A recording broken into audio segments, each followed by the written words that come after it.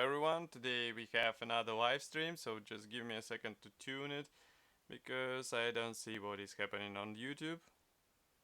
No, it should be better. Okay, so now it works. So here we have new release from IBG Models. Obviously it is modded in 1/72 scale, it is written here. And this time it copies PZL.37A bis 1. It's a Polish medium bomber, you can see it on the box art. That's a commercial sample, so it means you will get exactly the same stuff if you order it from any good model shop. I think you can order it directly from IBG Models itself. And we are going to open it, check what is hidden inside and why it should be interesting for aviation modelers, especially those ones who prefer small scale kits. So first of all, box size is not that big. Here you can see comparison with my hand. We have quite nice box art. Then here we have two marking options which are included into this kit. So I can guess you can replicate them as well. Then on the other side we have some other kits in 1/72 scale. Some of them were reviewed, for example this one. You can find their video reviews on our YouTube channel, so I recommend to check them. Now let's open it. Just give me a second to lift this lid. So it's a top opening box. And here is what we have inside. So as you can see, all frames are packed into several plastic bags as far as you can see. We are going to start with this one, and it is sealed, so I will have to use the scissors in order to open it, because otherwise it will be almost impossible to see what is hidden inside. So just give me a second.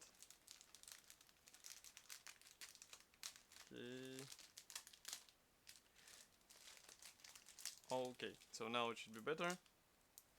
I can see that we still have the artifacts on the video stream.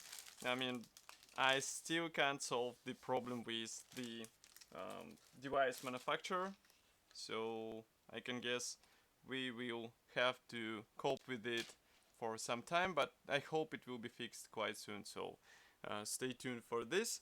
But here we have first plastic sprue. Maybe I will try to switch on the light, because otherwise it will be almost impossible to see the parts. Now it should be better. So here you can see the first set of parts. We have here two wing halves, and external detailing, I would say it's quite standard. So we have recessed panel lines and even some rivets maybe. No, I don't see the rivets, but we have the various hatches replicated with recessed panel lines. We have separate ailerons, as you can see here. And if we flip over this plastic part here, we can see that there is also some minor wheel wells detailing. And note that there is no position elements inside. There is only this wing leading edge, which will serve as a guiding element, because as you can see it is not present on the lower half. Maybe it is good, maybe it is not, it will be up to your decision, but I think at least this should be helpful for easier and faster assembly. So that was the first plastic sprue. And then we have the second one, also with wing parts. As you can see, again, these are two halves, and also we have the interior floor, which is molded as a one-piece part. We have recessed panel lines here, and if we flip over this plastic sprue, again we have wheel wells detailing, and that's pretty much all. And of course the leading edge is pre-molded on one of the halves, but they both look quite nice. Attachment points are more or less thin, I would say. Note that several attachment points are placed straight on the leading edge, so you will have to cut them somehow without damaging this leading edge. It might be a bit tricky, but it is doable, so just be careful. Next we have this clear plastic sprue. Again, I need to use scissors in order to open it, because it is sealed. Just give me a sec. So here, as you can guess, we have canopy parts. And those are molded in a quite nice quality, but the only thing that you should keep in mind is that there is no mask sheet included, so you will have to cut off all those necessary squares with your own hands, or maybe you will have to search for aftermarket set, which I am not sure if it is already available on the market, because Eduard is not that often let's say focusing on the Polish aircraft kits, but maybe this one will be different, so let's hope that we will see the mask set for this bomber. Okay, next we have another plastic bag. This one comes with more plastic sprues. Again, just a moment to cut it off. So I can see that we have the PZL parts here and also some of the minor external elements. So let's see them. A lot of small sprues, by the way, here, but we are going to start with them just out of curiosity. So first of all, here we have frontal section of the engine gondolas. As you can see, they're molded as one-piece parts. From one point of view, it is a really cool feature because you won't have to spend your time trying to align all those separate pieces. But from another, you have to paint these elements somehow. So be ready to mask them or maybe to do some precise painting with sharp brush. Who knows, maybe it will work as well. Next we have another small plastic sprue. I can guess that this one is dedicated to the fuselage panels. As you can see, these are looking nice. Those two are attached on 3 attachment points. Here we have 2 attachment points, so it should be relatively easy to separate them and have them on your aircraft in no time. Next we have the separate rudders, and as you can see, they're molded as one-piece parts, so you just cut them off and use straight away. In 1/72 scale it is understandable because of the size of the model. Here we have also separate rudders. Actually, these are elevators as far as I can guess, and they also look good. These are tail wings and these are elevators. As you can see, they're molded as one-piece parts. So you just connect them together, install on the aircraft, and you will be good to go. And again, molding quality seems to be fine, so there are no problems whatsoever with these elements. Next we have fuselage halves. These are molded as one-piece parts. Let's zoom out a bit. So here you can see them. And I mean, overall detailing looks fine, but note the amount of the attachment points. It's really impressive, I would say, so be careful while cutting off all this stuff. Here we have, by the way, the tail landing gear pre-molded, so you have to deal with it carefully. And here you can see that we have plenty of detailing inside. It will be interesting how to expose it on the finished model, but it's really cool that we have it out of the box, and I would think on how to display it on the finished model. And next we have plastic bag. So this one is dedicated to 3 more plastic sprues, so just give me a second to open it and we will take a look inside. Okay, just like this. So what do we have here? First of all, on the top we have 2 absolutely identical plastic sprues. Why? Because this is a twin engine aircraft, that's why several elements will be paired. For example, here you can see propeller, engine parts. Also we have landing gear parts, bombs here, bomb doors, bomb bay doors. And all these parts are molded nicely, but note, for example, propeller. Here we have attachment points placed right on the blades, so you have to be careful while cutting off this part in order not to damage the blades, obviously. Then here we have one-piece landing gear wheels, so at least these parts will be relatively easy to build, but again you have to be careful while painting them. And also here we have landing gear legs. Engine looks more or less okay for out of the box build. Of course, nobody stops you from adding some more detail into this section, maybe wiring or something else.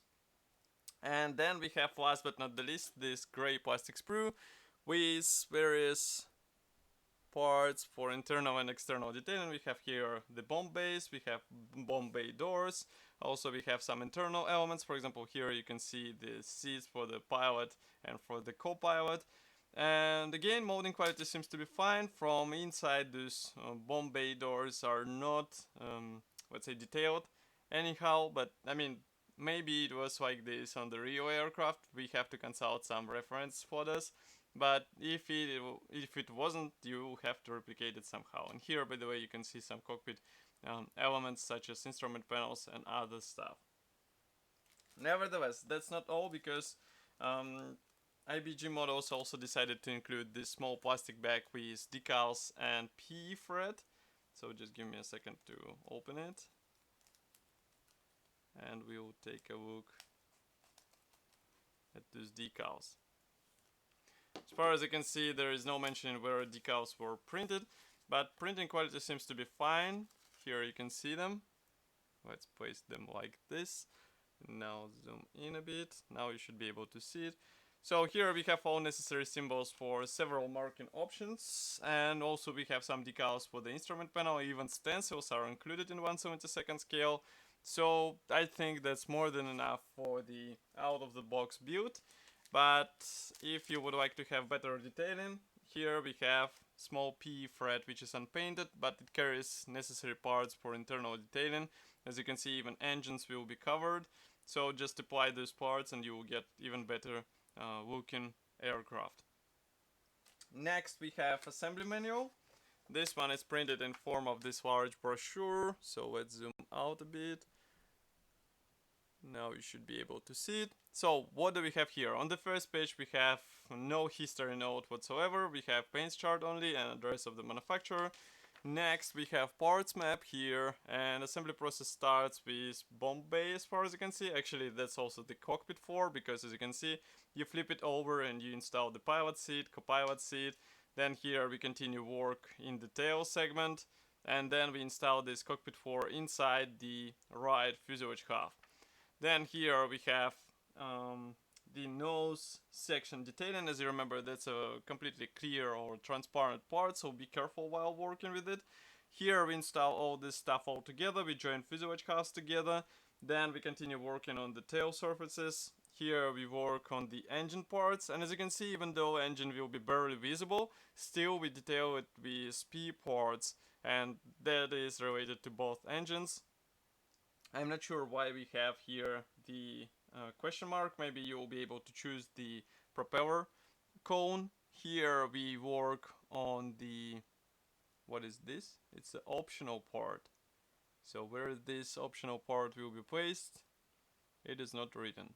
But I can guess that it will be somewhere here, as you can see, in the wheel wells area, which is hidden in the engine gondolas. Then we continue with bomb bays. As you can see, now all bombs are supplied, so you can place them inside. Here we install the landing gear system. Then we install landing gear doors and also bomb bay doors. The same goes for the other wing.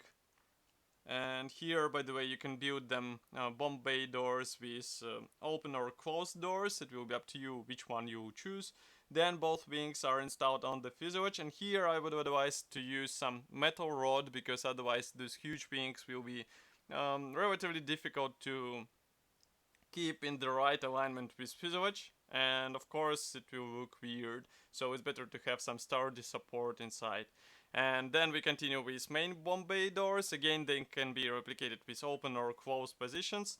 Here we continue with application of the stencils, and then here you can see first marking option, it's aircraft from 1938, and the second and third marking option comes from this one from May 1939, and this one comes from 212th Bomber Squadron, formerly SPBNL. So in total there are 3 marking options. As I said before, this set should be already available for purchase on official IBG Models website, or maybe in some good model shop. I would be happy to hear your opinion about this kit here in the comment section below. Just write it there and I will be happy to discuss it with you. And as usual, we are doing giveaway, so just write that I want PZL.37A right now. Write it in 10 seconds and it will be yours. Count starts right now. Okay, Griffin, you were quite fast, but that wasn't the text I was asking to write. But anyway, it's yours. Just, I don't know, write your email so that I can contact you and I will send you this kit straight away. So I think you can write the direct message to me via YouTube. You can also write in the comments so that I can contact you somehow and we will decide on how to send you this kit. So I would like to thank you for joining and watching this video review. Of course, press the like button if you like this video, and also you can subscribe somewhere here. There is also bell button which will notify you about new videos. And of course we will see each other in the next live stream or video review. Thank you for watching and bye.